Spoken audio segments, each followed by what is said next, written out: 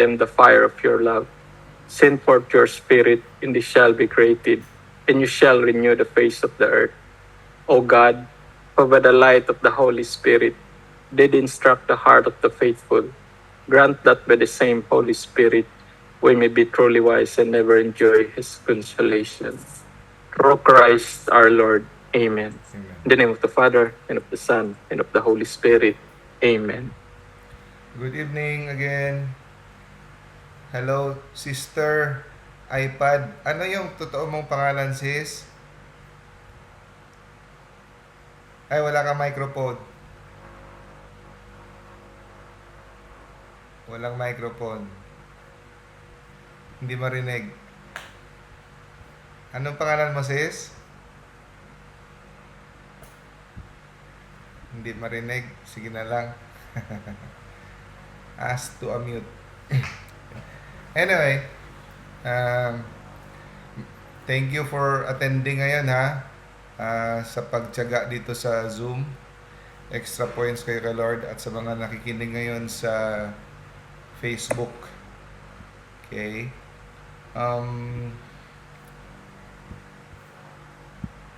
Okay.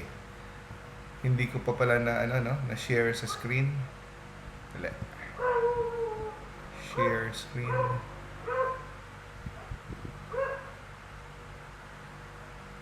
Share. Ayan. Kikita nyo na ang screen? Apo, Doc. Ay. Kita na po. Thank you. Okay.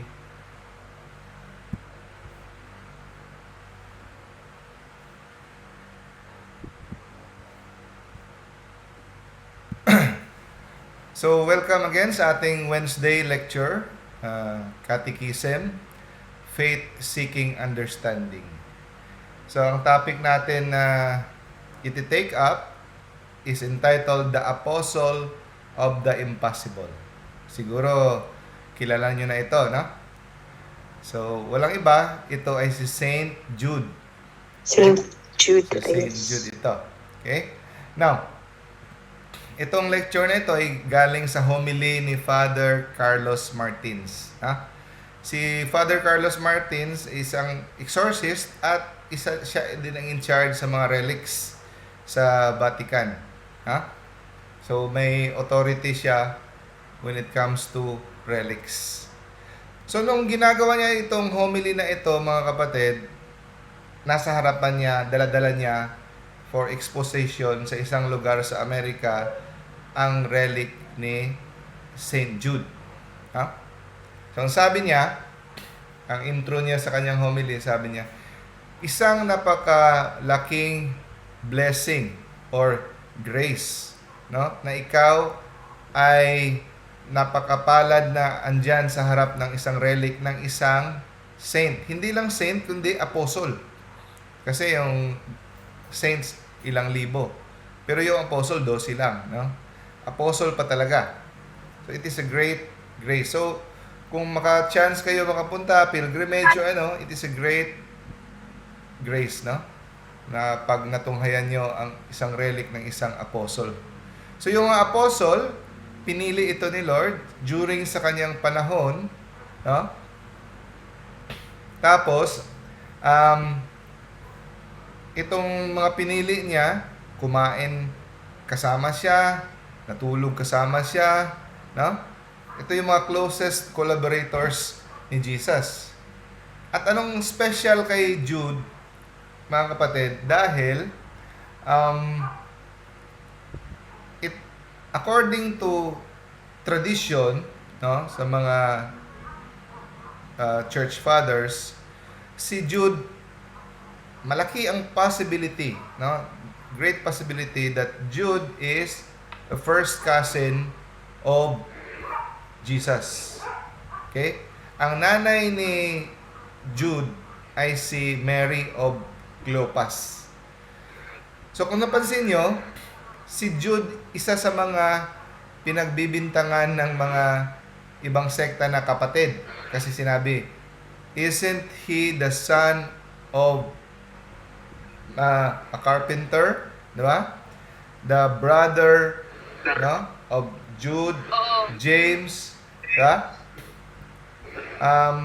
So, ito yung mga na misinterpret sa Bible. Pero actually, diniscuss natin yan last time kung about the authority of the Bible, kung ano mag-interpret ng pagbasa sa Bible.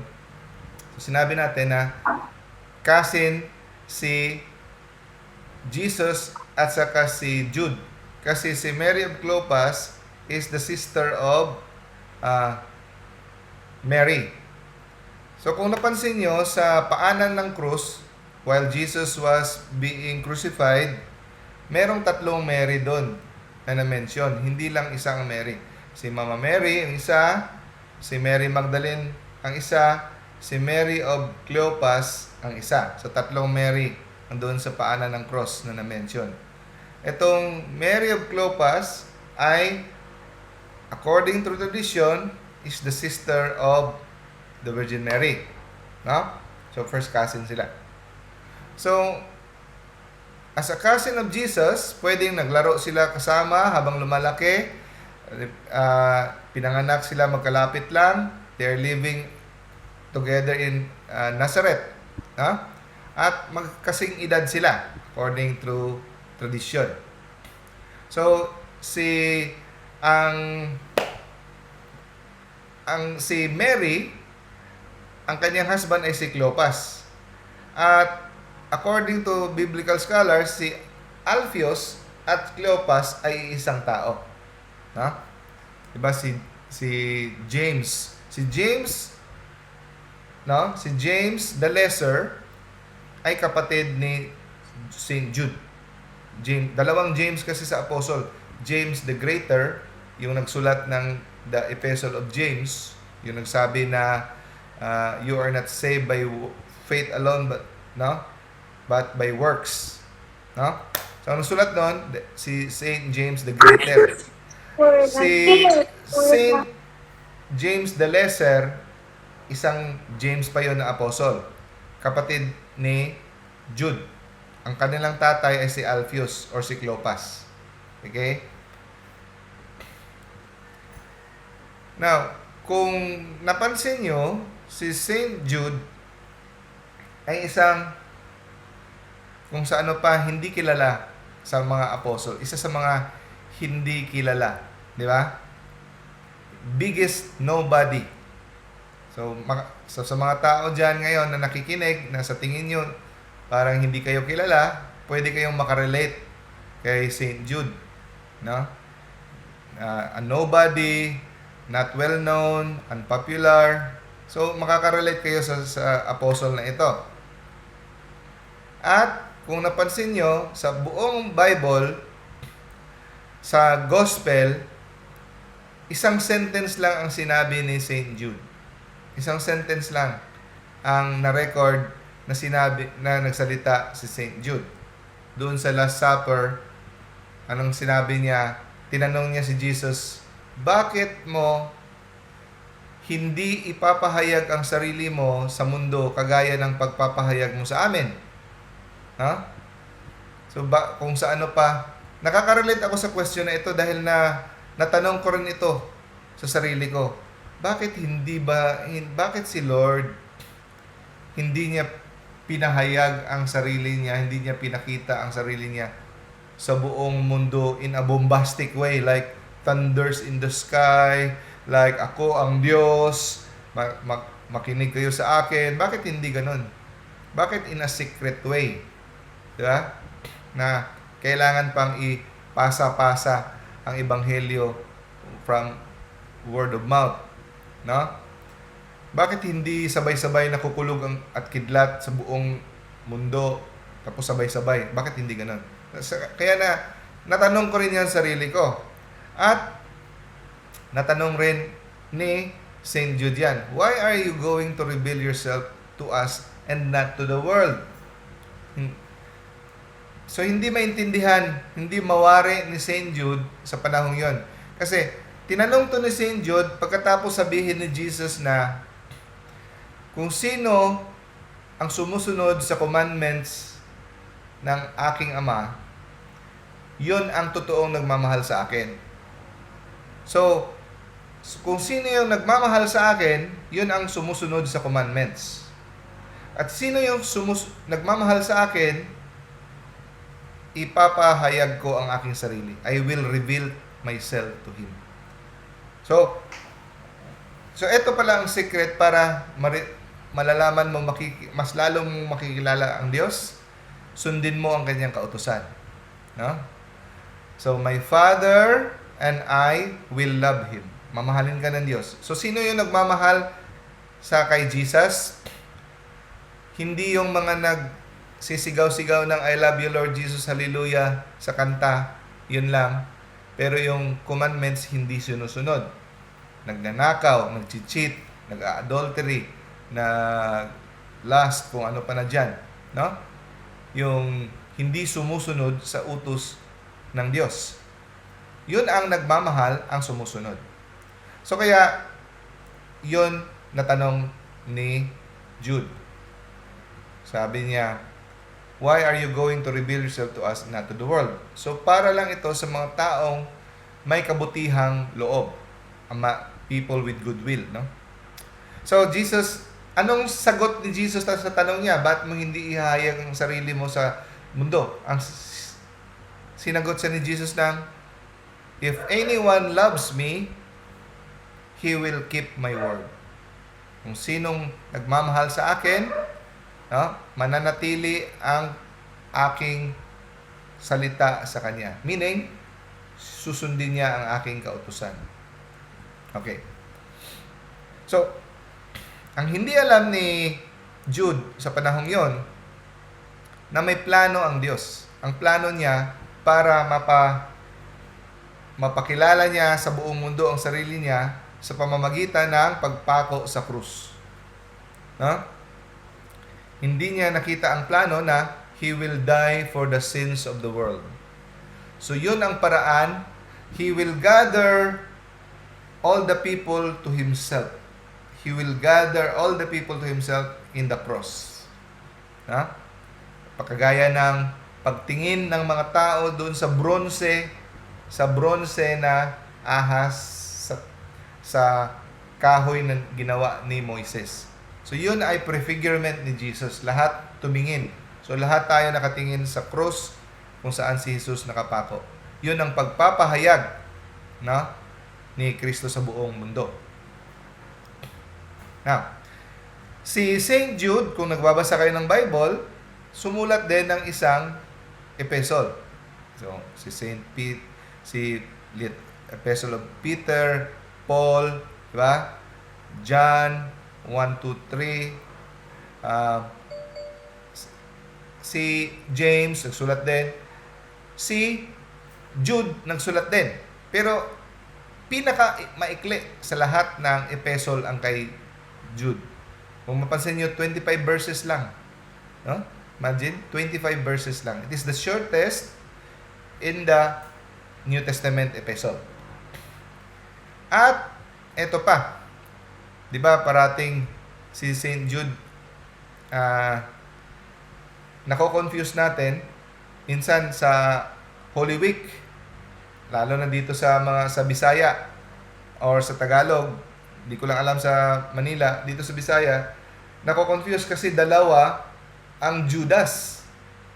Kasi sa Bisaya, hindi mo naman sinusulat Jude, Judas pa rin. No? Ewan ko lang kung sa Tagalog kung Judas pa rin ang sinasabi. So, kaya ang iba, ayaw ko, bakit Judas? Bakit siya si Judas? May sash dito during sa Holy Week, di ba? May procession ng mga apostles. Kasi, sa totoo lang mga kapatid, dalawa talaga ang pangalan na Judas. Ha? Bakit Jude? Ha? Tinranslate na lang natin sa Jude. Pero originally, Judas talaga ang pangalan ni St. Jude. No? Originally, Judas talaga ang pangalan ni St. Jude. Tinranslate na lang natin politely into Jude para hindi magkaroon ng confusion, no? Pagkakalito. Okay. Bakit Judas ang pangalan niya? Kasi sa panahong yon, during New Testament era, isa sa pinaka-common na pangalan ng Judas. Para siyang, kung sa English pa, na mga pangalan, Bob, Steve, napaka-common. Kung sa Pilipino pa, parang Totoy o Bong o ano ba, napaka-common talaga. Isa sa pinaka-common ng Judas na pangalan. Kasi kaya maraming mga batang lalaki pinapangalanan na Judas. Okay? Now, so ang ibang translator ng Bible, ng authors, ginawang Tadeos. Judas Tadeos. Para hindi ma-confuse. Ginawa na lang Tadeos. Ang problema lang sa word na Tadeos is nickname ito na napaka-common rin. Common rin sa napaka-maraming tao ang Tadeos. Kaya, as time went on, tinawag si Judas na Jude of James. Jude of James. So, parang inattach ang pangalan niya kay James. Sino ba itong James? Si James the Lesser. Dalawang James. James the Greater, James the Lesser. Ito yung kapatid niya. Usually, pag nakarinig kayo ng Simon of Jonah, Simon Bar Jonah, Simon anak ni Jonah. Bakit? Bakit ina-attach ang pangalan sa isa pang pangalan? Usually, anak. Usually, tatay at anak. Dahil sa panahong yon wala pang apelido. Kaya, para hindi mo mapagkamalan ng isang tao, so i-attach mo siya sa tatay niya. Ito, ng George, anak ni Steve. Kasi pag nag-George ka lang, hindi mo gamitin yung pangalan, baka ibang George yun. For example. So ito, Jude. Pero hindi siya pinangalanan sa kanyang tatay. Doon siya pinangalan, inattach sa kanyang kapatid. Exception to the rule si Jude. Exception to the rule siya. So, bakit pinangalan siya kay James at hindi sa kanyang tatay? Kasi si James, sikat. Sikat siya. Masikat siya kumpara sa tatay niya. Kaya sinabi Jude of James. Bakit? Bakit sikat si James the Less? Siya yung pinakaunang obispo sa Jerusalem. The first bishop of the first diocese of the world. Yung pinaka-first diocese sa mundo ay ang Diocese of Jerusalem. At ang first bishop ay si James the Lesser. Yung James the Greater, yung author ng Epistle of James, is iba yun. Okay? Now, nakakatawa dahil masikat si James the Greater. Hindi masyadong sikat si James kaya the Lesser. At mas lalong hindi sikat si Jude kasi inattach lang siya sa kapatid niyang masikat. So dito natin makikita mga kapatid na si Jude hindi talaga kilala. Siya ay nobody. So makakarelate tayo, lalo na ako, sa ganitong saint na nobody, na may chance pala tayo mga nobody to become great in the eyes of God. Not in the eyes of man, but in the eyes of God. Okay. So, napaka-low profile ni St. Jude. Nung unang panahon, kabaligtaran ngayon, napaka-high profile ngayon ni St. Jude. Actually, si St. Jude ngayon, according to ni Father Carlos, one of the most popular saints in the world ngayon, si St. Jude. So, i-explain niya kung bakit. Actually, marami palang shrine si St. Jude. Okay, kumpara mo sa mga ibang mga saints, of course, mas marami si Mama Mary kasi si Mama Mary, Mother of Jesus, Mother of God. Pero, ikumpara sa mga saints, sa mga shrines lang, mas maraming shrines si St. Jude kumpara sa ibang mga saints. So, from being a nobody, hindi kilala, at naging heavenly superstar. So ito ang pag-uusapan natin ngayon. Paano siya from a nobody naging heavenly superstar. Okay. So, nung sila ay yung mga apostles na umalis na sila sa kanilang lugar at mag-evangelize na sila, si Saint Jude doon pumunta ang unang lugar niya na pinuntahan para mag-evangelize ay the city of Edessa, Kingdom of Armenia. So, labas na ng Israel yan. Kingdom of Armenia. Doon siya pumunta. Yun ang first niyang pinuntahan. Okay? King Abagaro the fifth, or in other words, King Akbar, King Akbar or King Agabaro, nung buhay pa si Jesus, he is dying of a terrible illness. Some scholars say leprosy, pero not clear. Pero basta malapit na siyang mamatay dahil sa malubhang sakit. No? At narinig niya itong si Jesus na pumupunta sa iba't ibang lugar, nagpapagaling ng mga may sakit. Village to village, town to town. Ang kanyang kasikatan ni Jesus ay umabot kahit sa labas ng Israel. Kaya sinulatan niya, pinadala niya sa, according to scholars, pangalan ng tao yung si Ananias. No? Ibang Ananias yan. Nagsulat siya kay Jesus at ang sinabi niya sa sulat, I hear you are a healer. Please, if you are able to come to me and set me free from this terrible illness that is taking my life. No? Sa ano pa? Pagalingin mo ako, malapit na akong mamatay. Si Jesus sumagot at sumulat din. Sumulat din siya sa kanyang sagot. At big deal ito dahil ito yung pinakaunang record na si Jesus sumulat. Di ba? Sa Bible, wala siyang sinulat kahit isa. Pero dito, it is a record leaving behind a piece of writing. Si Jesus leaving behind a piece of writing. Ito yung pinakaunang sulat ni Jesus na record. At ang sagot ni Jesus sa sulat, kailangan ko pang gawin ang pinapagawa sa akin ng nagpadala sa akin. Meaning, kanyang ama.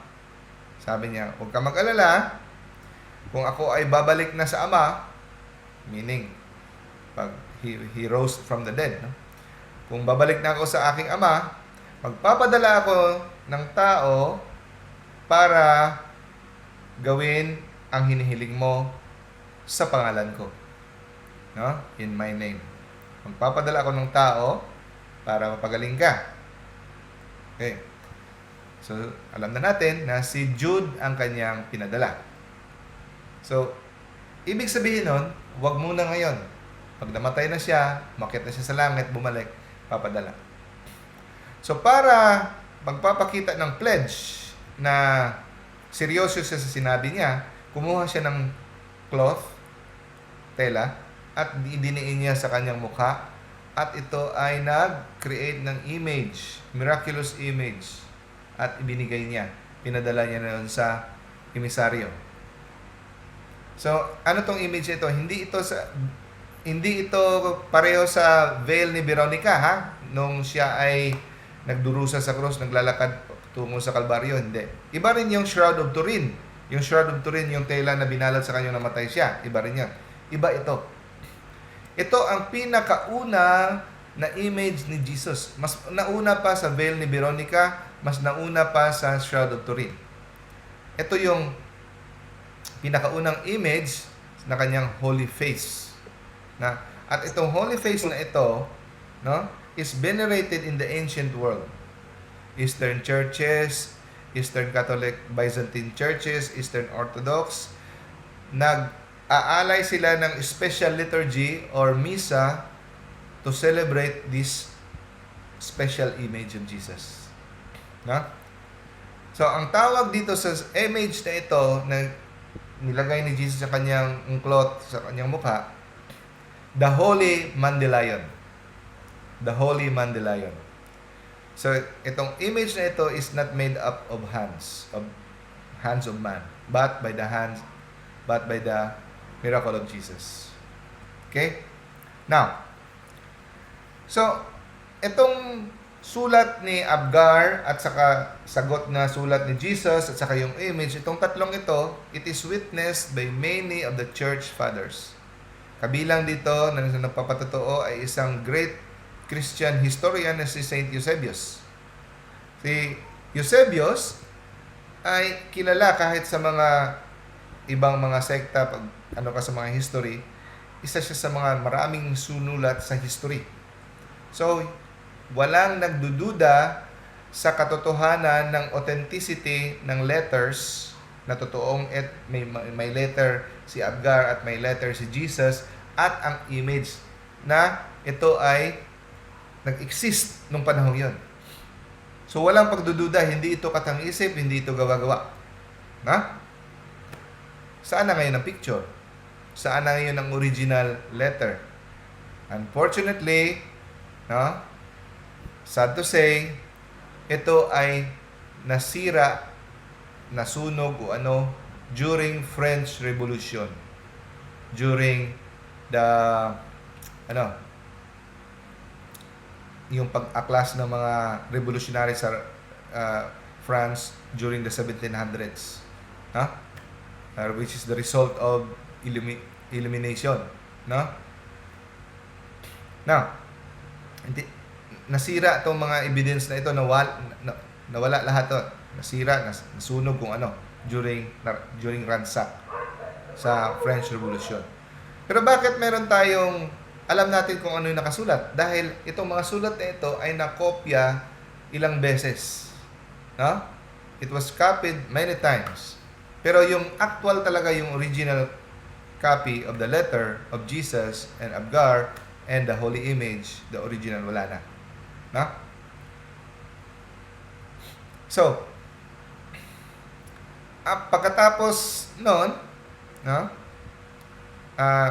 Nung pinadala na si Jude, namatay na si Jesus, umakyat na sa langit, pumunta na si Jude. Habang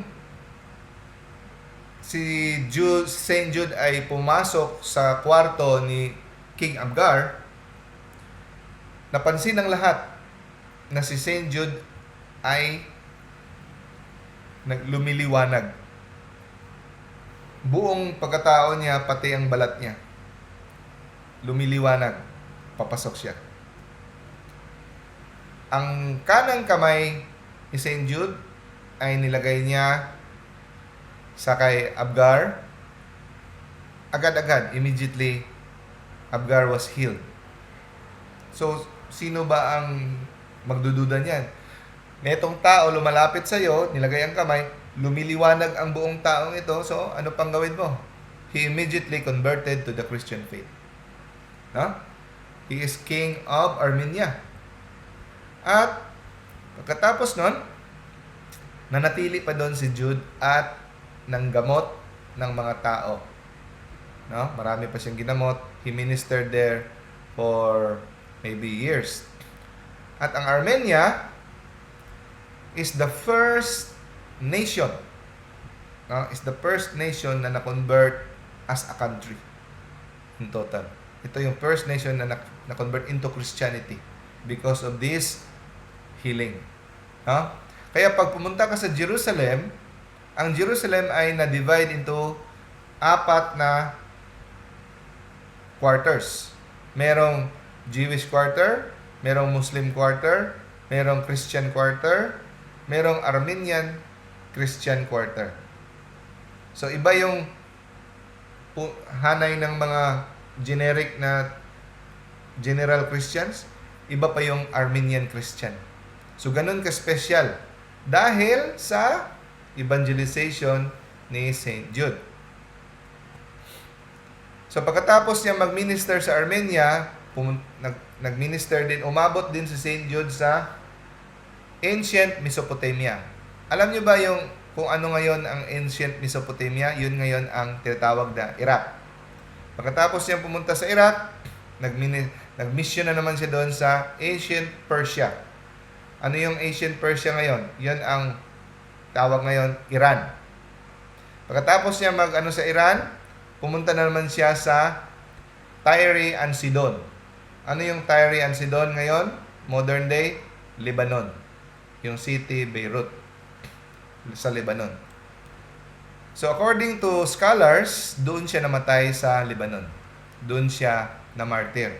Ang kasama niya ng na-martyr ay si Apostle Saint Simon the Zealot.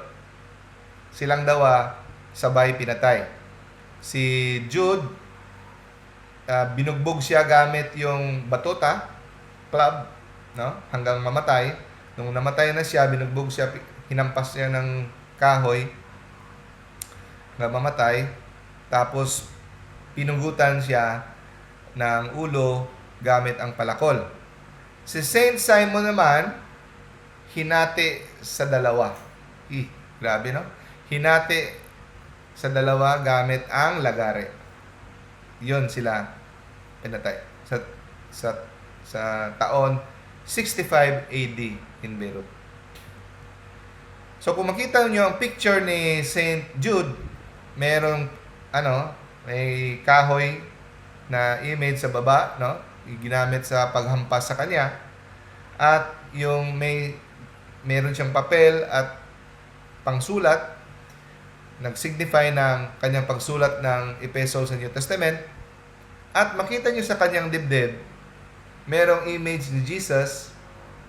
Yan ang image na signify na the image of Mandilayon.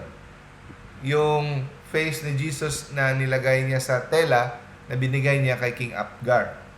No?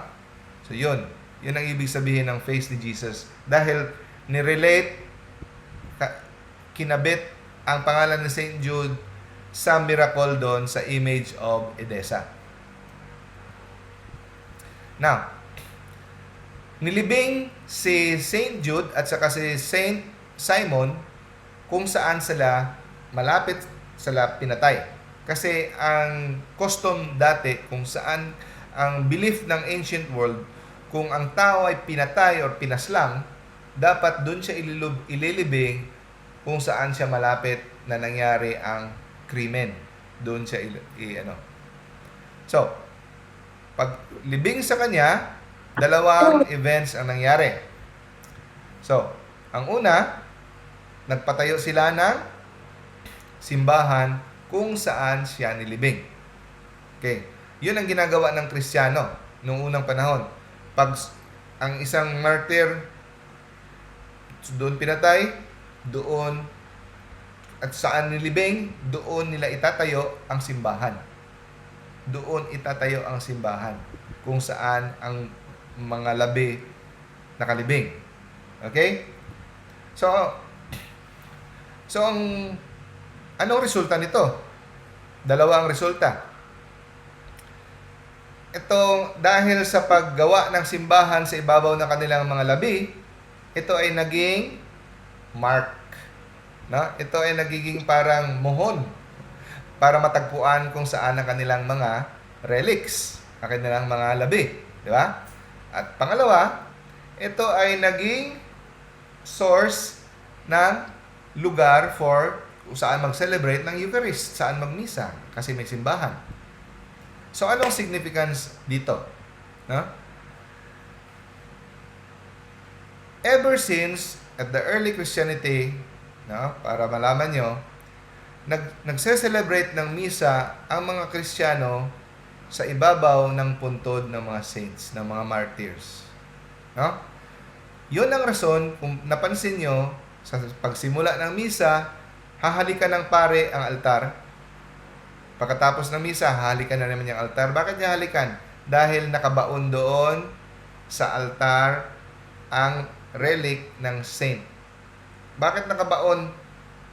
Bakit pag nag-dedicate pag gumawa ng simbahan tapos may altar, binabaonan yan talaga. Sinasadyang ibabaon dyan sa loob ng altar ang relic ng saint. Martyr, usually martyr. Bakit? Kasi yon ang custom na dapat doon magtitirik ng simbahan kung saan ang labi ng mga santo. Kaya, kung napansin nyo, ikikis ng pare ang altar, ino-honor niya ang saint na nakabaon doon. Okay? So, every altar, so, meaning, kada altar ay parang puntod ng santo to honor the martyrs. Okay. At ang pangalawang benepisyo na nangyari dito is dahil sa pagka-superstitious ng mga Romans, no? Alam niyo ba ang mga Roman, napaka-superstitious nila. Ginamit ito ng Diyos. No?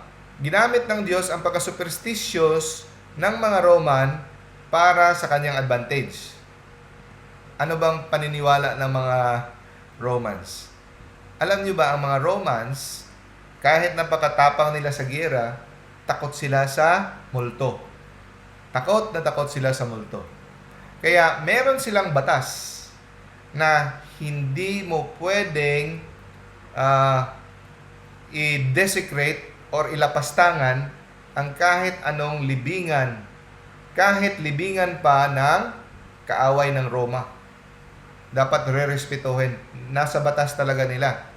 Kasi naniniwala sila, pag nilapastangan mo ang libingan o labi ng isang patay, baka magagambala mo ang multo nito at mumultuhin sila. Kaya, kung merong multo, sino tatawagan mo? Huyugan na call, no? Kaya ayaw nila, nagagambalain. So, dahil sa batas na ito, sa superstitious belief ng mga Romans, naging benepisyo ito para sa mga Kristiyano dahil hindi ginagambala ang mga labi ng mga santo. At alam natin kung saan at hindi tinatapon, kahit yung simbahan na nakatirik sa ibabaw ng mga relics ng labi ng santo, hindi rin ginagambala. So, benefit. No? Kasi bawal na bawal sa kanila na lapastangan ang libingan ng ano. So, ito ay nagiging pabor para sa atin. Now, sa 335 AD, nung si Emperor Constantine na ang naging emperor, no? Nagpatayo siya ng basilika doon sa Vatican Hill, ya? Basilika ni St. Peter. Nilipat yung ipinakuha doon sa Beirut, no? Ang mga labi ni St. Jude at saka ni St. Simon, kinuha doon sa Lebanon, pinasama doon, nilibing sa Basilika ni St. Peter sa Vatican. Doon sa transept. Yung transept, yung parang nakaharang, naka-horizontal.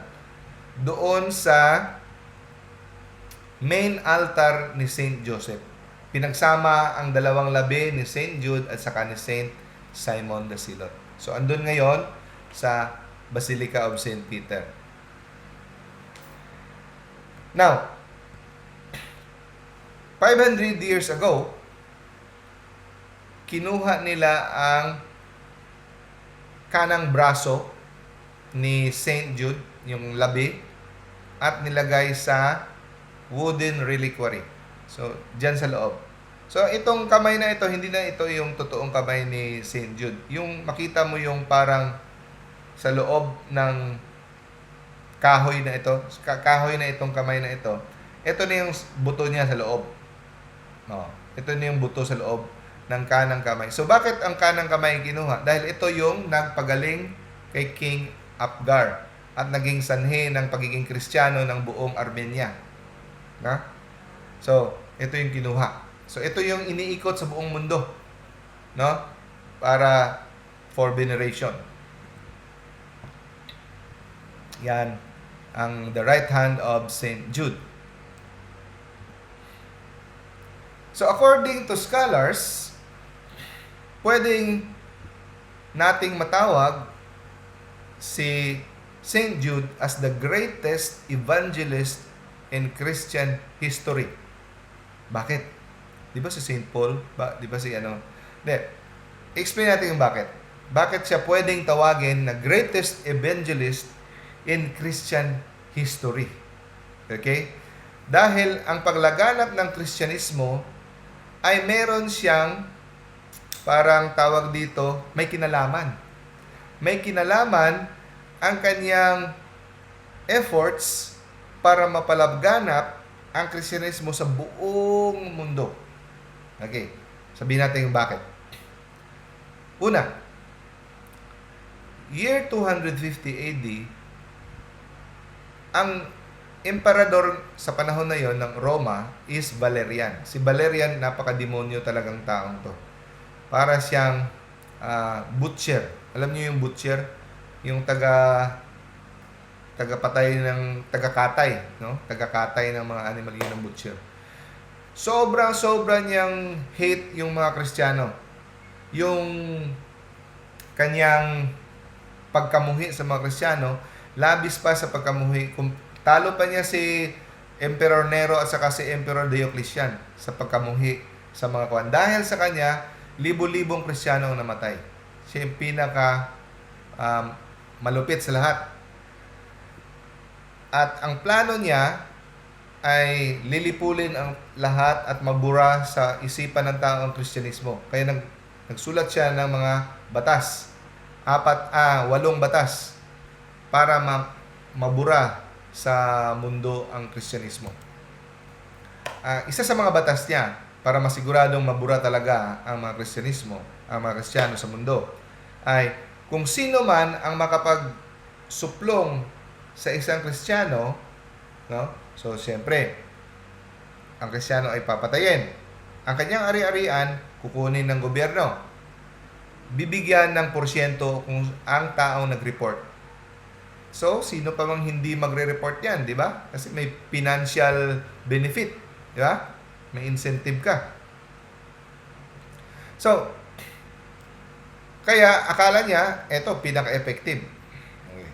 Matapos niyang isulat ang mga batas na yon, may pumunta siya sa isang digmaan. No? Ang digmaan na kinasangkutan niya, ang kalaban ay ang King of Persia. So, saan nangyari ang digmaan? Alam niyo kung saan? Sa city of Edessa. Matandaan niyo, na-mention natin yung Edessa, yung holy image ni Jesus sa Edessa, yung si King Abgar, the city of Edessa. So, doon nangyari ang digmaan. Ang kanyang kalaban ay ang King of Persia. No?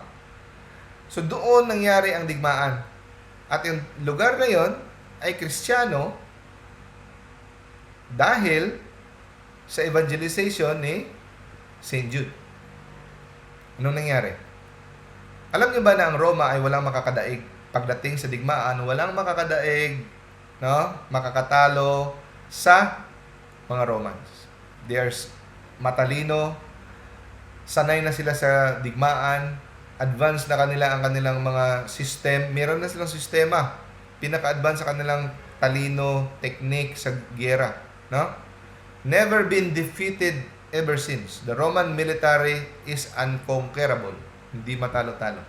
Okay? Pero anong nangyari? Sa Battle of Edessa, hindi lang sila natalo, kundi lahat ng Roman soldiers ay nasakop at dinala. Hindi lang lahat ng soldiers, pati pa ang Roman Emperor. Nahuli lahat at dinala sa Persia.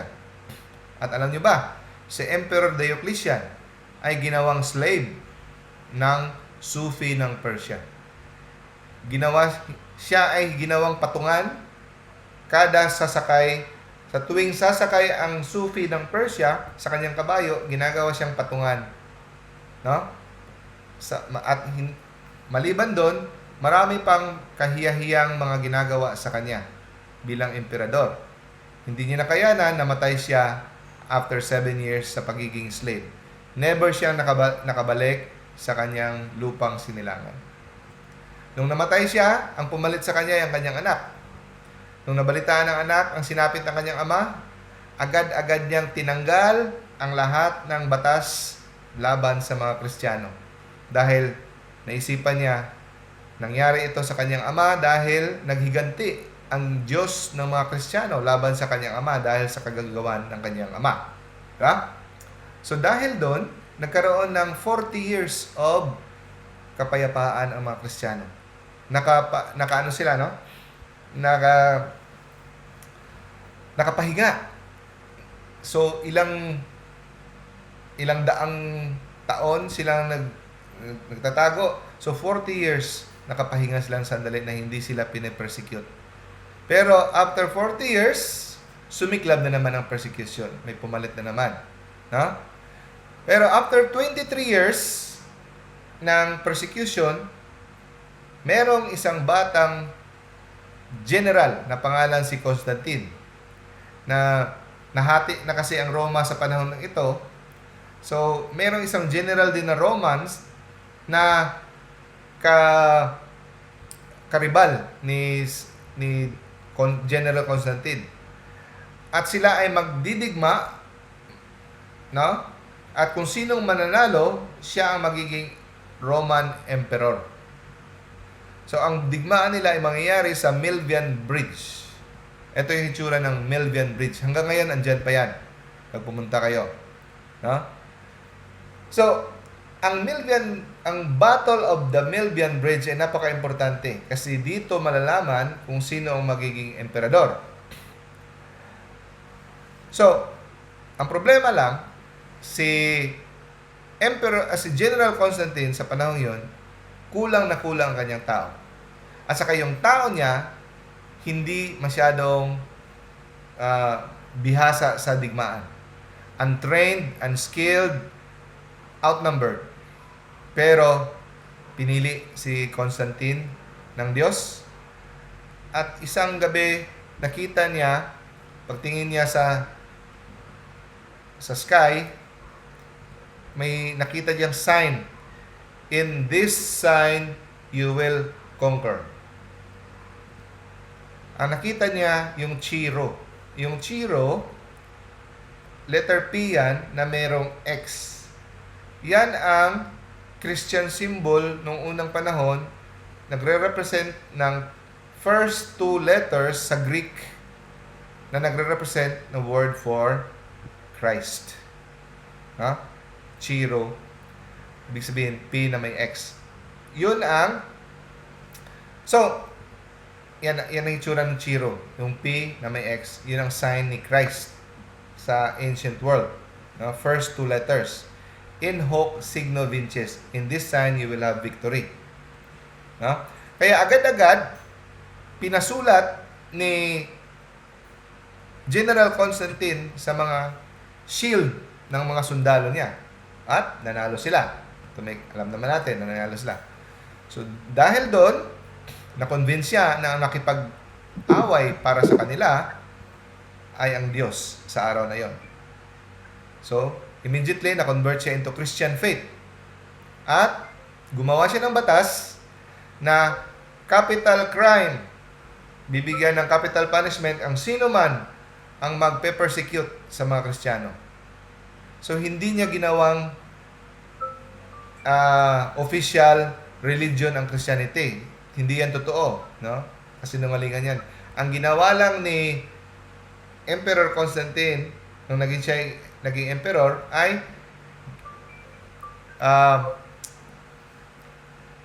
bibigyan ng penalty, capital punishment by execution ang sino man ang mag-persecute sa mga Kristiyano. At wala siyang pinilit na maging Kristiyano. Hindi niya pinilit ang mga tao maging Kristiyano. Pero binigyan niya ng pabor ang mga Kristiyano. So kung gusto mong ma-promote sa office, no, ito ay nire-reserva niya sa mga Kristiyano. Kasi believe siya sa mga Kristiyano. Kasi may moralidad. Okay. Now, at anong relasyon dito sa pagkapanalo ni Emperor Constantine sa Milvian Bridge? Bakit ito na relate kay St. Jude? Dahil the Battle of the Milvian Bridge, nung nanalo sila, nangyari on October 28, the feast of St. Jude the Apostle. No? Nangyari yan, the feast. So, may kaugnayan si St. Jude kung bakit ang pagkapanalo ni Emperor Constantine, malaking bagay ito para mapalaganap ang Kristyanismo sa buong mundo. Dito na tumigil ang tutugis sa mga Kristiyano. Doon na naging malaya ang Kristiyano sa pag-spread ng kanilang faith on the feast day of St. Jude. So, yun. Now, pagkatapos nung na-Christianize ang Europe, merong irony na nangyari. Anong nangyari? Di ba nagsimula na ang devotion kay St. Jude? Bigla na lang natigil ang lahat ng devotion kay St. Jude. Tumigil, bigla. Ilang taon tumigil ang devotion kay St. Jude? 50 years? 100 years? Hindi. 1,200 years. Walang devotion kay St. Jude. No? Walang devotion na nangyari kay St. Jude 1,200 years. Bakit? Dahil sa nakakatawang paniniwala. Kung kung tutuusin, ang pakanan nito pwede ang dyablo. Ano pa? Ito ay paghihiganti ng dyablo against St. Jude kasi maraming nagawa si St. Jude para sa evangelization, sa spread of Christianity. Kaya bilang pagganti ng dyablo kay St. Jude, napatigil ang devotion kay St. Jude for 1,200 years. Bakit? Sa paniniwala na kasi ang inisip ng mga tao noon, kung magpe-pray ako kay St. Jude, baka ito ay mapupunta ang prayer ko kay Judas Iscariot, the betrayer, at hindi pakikinggan ang aking dalangin ng Diyos dahil pareho sila ng pangalan. Baka ma-misinterpret ng Diyos. Baka mapunta kay Judas Iscariot at hindi mapakikinggan. Kaya tumigil ang pag-pray ng mga tao, devotion kay St. Jude for intercession. Kasi akala nila baka mapunta kay St. Judas. Kay Judas Iscariot. So, yun ang nangyari. Pero, alam naman ng Diyos, hindi niya hayaan na hindi niya paparangalan ang kanyang apostol, ang kanyang mga saint. Ang nangyari, during 1700s, ganito. Maraming tao may marami silang mga suliranin sa buhay, pangangailangan, problema, na kailangan nila ng mga miracle, no? Pray sila sa kahit anong mga saints sa panahong yon, hindi mapaliwanag, no? During 1700s, meaning 18th century. Hindi nasasagot, hindi natutugunan ang kanilang mga panalangin. Okay? Dami nilang panalangin hindi natutugunan. Kaya, naisip nila, by the inspiration of the Holy Spirit, paano kaya, sino na lang ang pinaka hindi pa natin nalalapitan? Lahat ng saints, nalapitan na natin. Sino pang hindi natin nalalapitan? Si St. Jude. Wala naman sigurong mawawala sa atin kung subukan natin. No? Lalo na yung mga mahirap na mga problema. So, sinubukan nilang idulog kay St. Jude ang kanilang mga petisyon. So, kung sa ano pa, kung sa mga ulam pa, wala na tayong ulam, wala na tayong adobo, wala na tayong lechon, wala na tayong, so ano na lang, last recourse, magbukas ka na lang ng sardinas. Parang Ginawa nila si St. Jude na last recourse. Wala na tayong mapupuntahan. O di, sige na lang. Si St. Jude. Ano nangyari? Lahat ng petisyon ng mga suliranin na dinulog kay St. Jude, sinagot during the 1700s. Kaya, doon sumabog ang devotion kay St. Jude. Kasi lahat ng mga impossible, hopeless cases, desperate situation, idinulog kay St. Jude, sinasagot. Kaya, bakit sa kanya ang mga hopeless? Kasi, siya na yung pinaka-last resort. Kasi siya yung hindi ang pinakahuling pinupuntahan. Kaya, naging santo siya ng mga impossible causes, hopeless case, because siya ang pinaka-last na saint na pinupuntahan. Kung hindi nasasagot ng ibang saint. Kaya, tinagurian siya ng nickname na Apostle of the Impossible. So, yun ang explanation kung bakit siya naging tinawag na the Apostle of the Impossible. So, punta tayo sa ating buhay. No? Kung maalala nyo si St. Jude ay napaka-nobody before. Hindi kilala. Ganon din tayo. Hindi lang kay St. Jude, kundi sa lahat ng tao, may plano ang Diyos sa atin. Anong plano niya sa atin? Lahat, God's plan for you is to become a great saint.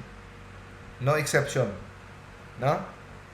Hindi sa great sa mata ng tao, but in the eyes of God. Lahat tayo, we are called to become great saint. No? So kung iniisip mo, wala kang silbi, wala kang kwenta, hindi ka kilala, wala kang talent, wala kang kaano-ano, tingnan mo lang si St. Jude. No? Si St. Jude na very unknown, unpopular. At pag kung ang sabi ni Father Carlos, kung iniisip mo, never ako maging saint. No? Ang sabi niya, wag na wag mong isipin yan. Kasi, hindi espiritu ng Holy Spirit yan. Espiritu yan ni Judas Iscariot. No? That is the spirit of Judas Iscariot. Tanggalin mo yan sa isipan mo. Pag sumagi sa isip mo na I can never be a saint, i-dispel mo immediately. Huwag mong hayaang mag-stay yan sa iyong mind. No? Bakit? Ang pagiging saint ay hindi natin kakayanan. It is not in our power. It is the power of God. No? You can ask God, Lord, make me a saint. Kasi kung sarili mo lang, tamad ka. Sarili mo lang, marupok ka. Sa sarili mo lang, wala kang magandang magagawa. Pero through the power of God, you can do everything. Through Christ who strengthens us. It is outside our power to make us a saint. No? So anong power natin na pwedeng gawin sa ating kakayanan? Yes lang. Yes, Lord. Yun lang ang magagawa natin. Accept ka lang kay Lord sa pwede niyang gawin sa iyo. Within your power, the only thing you can say is, yes, Lord. I accept, tinatanggap ko ang iyong misyon sa akin, tinatanggap ko ang iyong kapangyarihan sa akin, tinatanggap ko lahat. No? At hayaan mo ang Diyos ang gagawa. No? God will do the rest. All you have to do is say yes. Pero you have to cooperate with the grace. Kailangan mo rin mag-sikap. No? So, bakit tayo dapat daw, everyday, sabihin natin kay Lord, yes, Lord, I accept you. Lord, yes. Kasi, sanay tayo sa pagsabi ng no. Sanay tayo sa buong buhay natin, sinasabi natin, mag-pray ka, no. Forgive, no. Give, no. So, dapat, we have to always say yes. Every day. Para, ma-counter yung lahat ng no na sinabi natin in the past. No? Ngayon, may dalawang Judas. Judas Tadeos, Judas Iscariote. Bakit hindi natin pinaparangalan si Judas Iscariot na saint, kagaya ng mga ibang mga apostles? Pareho lang naman sila makasalanan. Lahat sila. Pati si Judas Tadeos, iniwan niya si Kristo sa krus. Nawala. Andun yung nanay niya, si Mary of Clopas, andun. Pero saan sila? Tumakbo. Lahat sila naging makasalanan. Iniwan nila lahat si Jesus. Maliban lang kay John the Beloved. No? Pero pinatawad sila. Di ba? So, si Judas may kasalanan. Malaking kasalanan niya dahil he betrayed Jesus. Peter, malaking kasalanan. 3 beses niyang ipinagkaluno si Jesus. Di ba? Pero, alam niyo ba na pinatawad ni Jesus si Judas? Nung sabi ni Father Carlos, nung sinabi ni Jesus, "Are you gonna betray me with that kiss, my friend?" Tinawag niyang my friend. No? So, ibig sabihin, ang kapatawaran ni Kristo para kay Judas is already available. Andyan na. Kahit ipinag-betray niya si Jesus, pinagtaksilan niya, ready na ang kanyang forgiveness. Ready na. Tatanggapin niyo na lang. Tinawag niya from friend nung hinalikan siya. Friend, are you gonna betray me with that kiss? So, hindi ikaplastikan yung sinabi ni Jesus na friend. Handa. Andyan na ang forgiveness ni Jesus ready. Pero, anong nangyari? Hindi in-apply ni Judas ang forgiveness at pagmamahal ni Kristo para sa kanyang sarili. So kahit tayo makasalanan, kahit hindi pa tayo naghihingi ng kapatawaran, ready na ang pagpatawad ni Jesus. Ang kailangan na lang natin, i-apply natin sa ating sarili. Magsisi at i-apply natin sa ating sarili. Now, alam niyo ba na si Judas, he could be the greatest of the 12 apostles. Si Judas Iscariot. Bakit? Kasi naging kasangkapan siya para mamatay si Kristo. Ang kanyang pagtaksil, ito ay nagiging mitsa para si Jesus ay mamatay. Kung hindi si Kristo namatay, hindi siya sa krus, hindi tayo matutubos. So, naging instrumento siya. Pero, kahit ganun kalaki ng kanyang kasalanan, mapapatawad siya. Makita natin, no? Si Judas,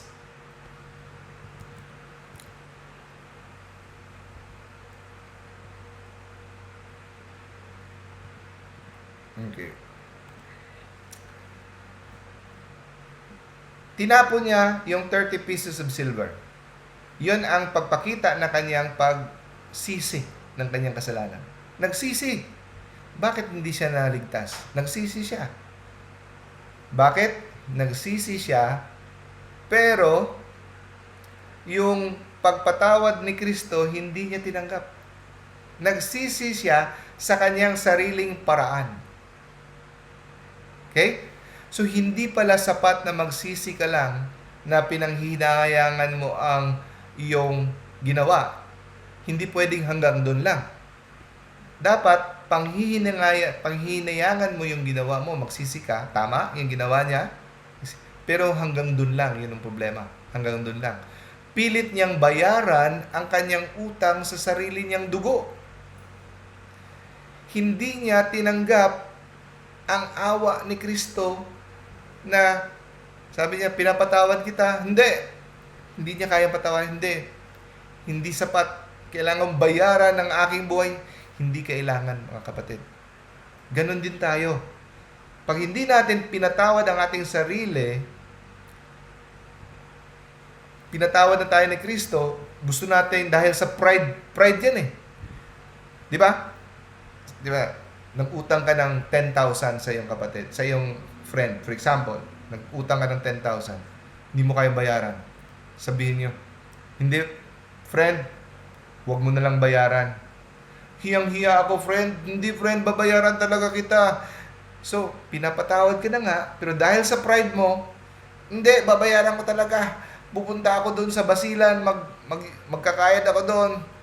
para lang bayaran. Hindi mo na kailangang bayaran. Yun, dahil sa pride niya, binayaran niya na kanyang sariling buhay. Nagsisi siya, pero pagsisisi sa kanyang paraan. He did not trust the mercy of God. Kaya napaka-importante sa divine mercy, Lord, I trust in you. Iniinsulto mo si Lord na binayaran ko na ng dugo ko, okay na. Pinapatawad na ka. Hindi, Lord. So ano yan? Pride yan, di ba? Kaya, now, balik tayo kay St. Jude. Di ba, nag-homily si Father Carlos sa harap ng relic. Sabi niya, pagkatapos nito, lapit kayo sa relic, sa glass, sabi niya, at kahit anong relic na makita niyo, kung may relic kayo kay St. Therese of Lisieux, kung anong mga relic niyo man dyan, no? Ang sabihin niyo, I accept you, no, as my friend, kahit sa anong santo, no, relic, no, sabihin mo sa saint, tinatanggap kita bilang aking kaibigan. Number 2, sabihin mo, tinatanggap ko ang iyong gift para sa akin ngayong araw. No? Sabihin mo sa kanya lahat ng iyong mga intensyon, everything that is in your heart. No? Kung kahit may makalimutan ka, okay lang. Kasi pag alis mo sa kanyang harap ng relic, ng santo, ni St. Jude, kasama mo na siya. Kasi kaibigan mo na siya. Okay? So, pag nasa harap tayo ng isang relic, labi ng isang santo, buong presensya niya, andyan. Hindi lang yung kanang kamay niya ang andyan, buong presensya niya. At sabihin mo, St. Jude, kailangan mo itong gawin para sa aking blank, kahit ano man yan. You have to do something for my mother, father, or my problem. Do this for this person, for that family, for this situation. Yun lang. Ganun kasimple. St. Jude, I need you to do something for my job, for this person. No? Pagkatapos mong sabihin nun, ang iyong friend na si St. Jude, magsisimula siyang dadalhin ang iyong petition sa kanyang Diyos, sa ating Diyos. At dahil special ang position ni St. Jude bilang apostle, malaki ang chance na ito ay diringgit. No? So, every time na may relic, sabi ni Father Carlos, dalawang bagay ang nangyayari pag may relic. If you touch the relic, kahit yung glass lang ang i-touch mo, pag may relic na dumating sa inyong lugar, no? Kahit yung glass lang, always merong healing na nangyayari. Usually pag sinabi sa Biblia, no? Pag na-mention ang relic sa Bible, napansin nyo, always merong healing. Ha? At hindi ito magic. Hindi ito magic. Merong healing dahil the presence of the saint is present. It could be spiritual healing. It could be physical healing. There is always healing na nangyayari. So, ano nangyayari? Kung may rosary ka, scapular, kahit anong object of devotion, holy card, i-touch mo sa glass, no? Kahit ang rosary or holy cards o kahit anong object ng devotion, pag tinouch mo sa glass, ito ay magiging relic na rin. Okay? Ito ay magiging relic na rin, sabi ni Father Carlos, Authority of Relics, sabi niya. Mababasa natin to sa Acts chapter 19 verse 12. So, si St. Paul naglalakad, di ba? So, ipinahid nila yung mga panyo, mga apron, mga tela kay St. Paul habang naglalakad. At itong napahid nila ng mga panyo, dinala nila sa mga may sakit, sa kanilang mga bahay. At yung mga may sakit, gumaling. At yung mga sinapian demonyo, lumisan. Gumaling. Evil spirits. Kaya napaka-effective during exorcism, deliverance prayers, pag mayroong relics. So, yung may object of devotion ka, like rosary, scapular medal, holy cards, i-touch mo sa isang relic, kahit sa glass lang, ito ay magiging relic na rin. Okay? And then, you take that object, dalhin mo sa isang tao may sakit, sabihin mo, St. Jude, I need you to do something for this person. So, yung si St. Jude, na andun na sa piling ni Jesus, no, will work for your petition. Now, last story. The story of Doug Edwards. Si Doug Edwards, nakilala ito ni Father Carlos years ago during sa relic event. Tapos sinabi niya, Father, nagmamay-ari ako ng printing shop. Kung meron kang kailangan about any printing needs, sabihin mo sa akin. Tulungan kita. So ngayon, after a few years, binigyan siya ng calling card eh. Naalala ni Father Carlos si Doug Edwards. Kasi inatasan si Father Carlos na sa event ng mga relics. So kailangan niya ng mga banners. So, Doug, kailangan ko ng sinabi mo meron kang printing shop. Pwede ba akong matulungan? Yeah, yes. Sabihin mo sa akin kung magkano. Ipapakita ko sa iyo yung mga picture ng kailangan kong banners at bigay mo sa akin yung kung magkano. Sabi niya, hindi kita sisingilin, Father. Ang sagot ni Father Carlos, baka hindi mo naintindihan, Doug. Alam mo ba, last time na nagpa-print ako, umabot ng $22,000.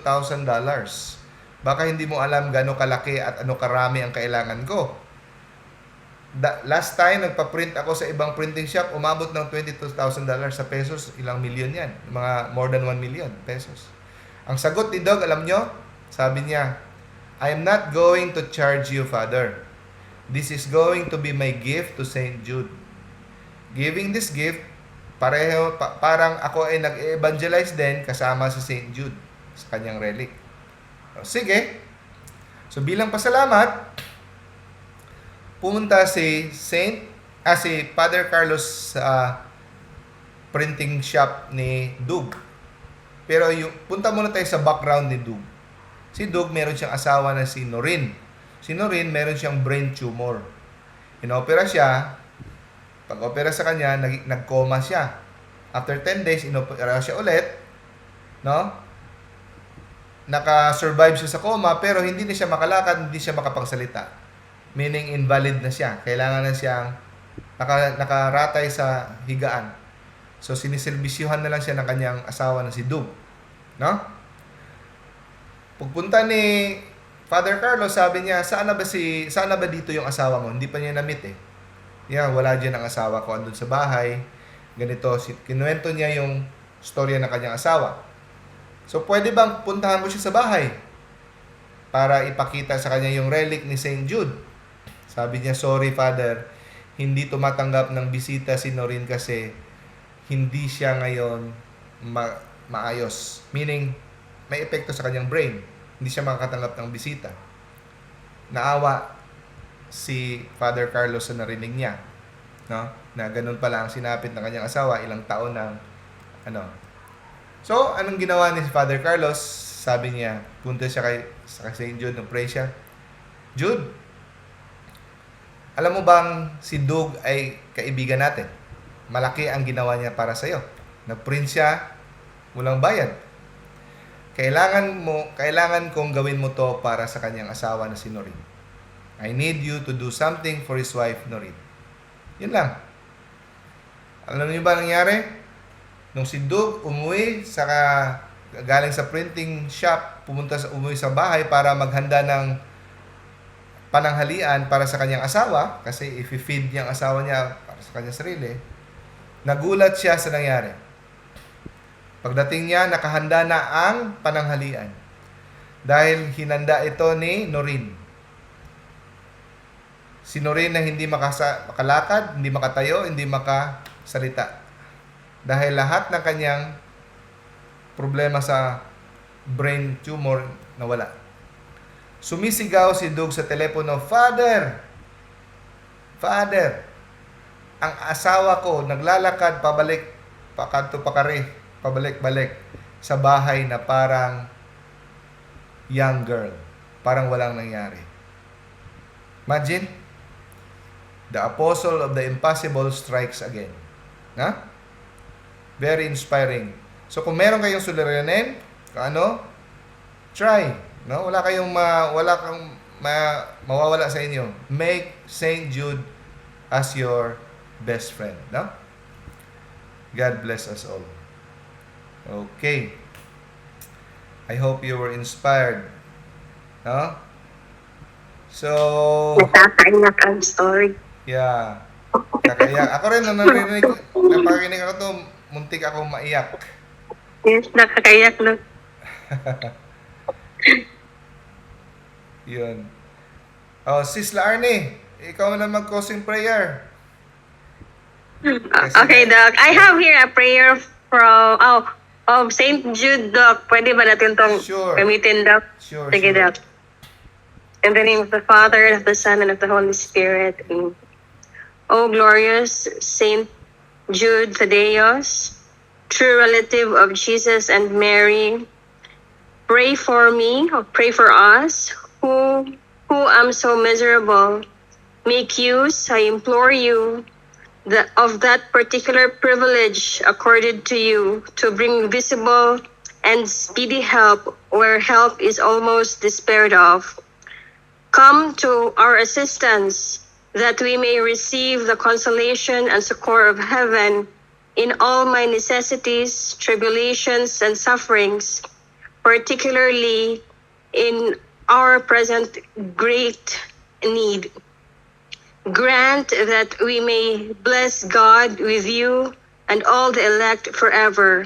Amen. Amen. Saint Jude Thaddeus, patron of desperate cases, pray for us. In the name of the Father, and of the Son, and of the Holy Spirit. Amen. Naiyak na. Naiyak Thank ako, you, Doc. sis, for that timing. Meron kang prepared na prayer for St. Jude. Wow, very good. Yes, I have here a book. Prayer book. Very good. So, sino yung mga hindi ko nag-greet? Sister Michelle, hello. Brother Sis Zoom user, Brother Naven, Brother Alan, hello. Sis May, Tautu, Gao Ibin, hello. Good evening. Sis Cheryl, Sis Araceli, hello. Sis Evelyn, Brionis, Sis Laila, Sis Jel Amoma, Sis Marites, Sis Del, Sis Thea, Ioni, Hello Brother po. Dennis, hello. Brother Sister Marijo, hello. Yun ang iba na nag-greet ko na. Brother Dennis, nag-greet ko na kanina. Brother Uniberto. So, extra points kayo kay Lord sa mga nagtiyaga dito sa Zoom. Thank you for attending. Okay? Thank you, Doc. See you next week, brothers and sisters. Bye. God bless. Thank you, Doc. God bless. Bye. Bye, Doc. Bye. Bye.